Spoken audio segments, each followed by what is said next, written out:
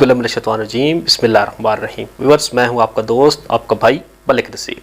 आज की वीडियो में एक बड़ा दिलचस्प सा वाक़या बयान करेंगे, जो वाक़या है 3 भाइयों का। एक दफ़ा का जिक्र है कि एक जगह पर 3 भाई रहते थे जो निहायत ही बदहाली की और गुर्बत की ज़िंदगी गुजार रहे थे। उन 3 भाइयों के पास एक छोटा सा बोसीदा सा मकान मौजूद था और उस मकान में एक अदद सेब का दरख्त मौजूद था। उसी सेब के दरख्त के सेब बेचकर वो लोग अपनी गुजर बसर कर रहे थे। एक दफ़ा ऐसा हुआ कि एक बूढ़ा मेहमान उनके घर एक रात गुजारने के लिए आया और उस वक़्त उनकी गुर्बत का ये आलम था कि जब रात के खाने का वक्त हुआ तो एक बड़ा भाई उस मेहमान के साथ खाने पर बैठ गया और दूसरे दोनों भाइयों ने खाने से इनकार कर दिया। इस तरह मेहमान की इज्जत भी बन गई और खाने की कमी का पर्दा भी रह गया।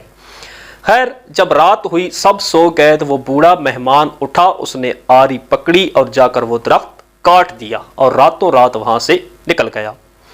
जब सुबह हुई तो मोहल्ले में और उनके घर में कोहराम मच चुका था। हर कोई उस मेहमान को बुरा भला कह रहा था जिसने उन भाइयों की आमदनी का वाहिद जरिया काट डाला था। खैर, जब उन भाइयों को पता चला कि अब हमारी आमदनी का जो जरिया था वो ख़त्म हो चुका है, तो उन्होंने सेब निकलने की उम्मीद ख़त्म की और फिर रिज़्क़ के नए असबाब की तलाश में निकल खड़े हुए। खैर, उन्होंने खूब मेहनत की और उसके कुछ ही अरसा बाद वो काफ़ी खुशहाल हो गए।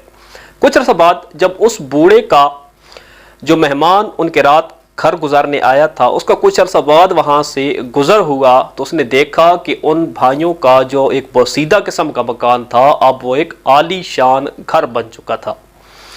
अब हुआ क्या, जब उन भाइयों का वो दरख्त कट गया और सेब निकलने की उम्मीद ख़त्म हो गई तो उन भाइयों ने रिज़्क़ के नए असबाब की तलाश के लिए भाग दौड़ शुरू कर दी और कुछ ही अरसा में मेहनत करके वो खुशहाल हो गए।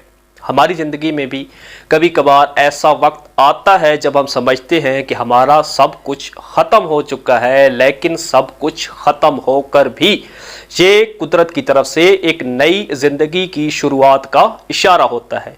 अगर कभी आपकी ज़िंदगी में भी ऐसा वक्त आए तो बजाय कफ़े अफसोस मलने के उठें और एक नई ज़िंदगी की शुरुआत करें। हो सकता है एक नई और इससे बेहतर और खुशहाल ज़िंदगी आपकी मुंतज़िर हो। अगर पैगाम पसंद आए तो लाइक और शेयर ज़रूर कर दीजिए। जज़ाकल्लाह, बहुत शुक्रिया।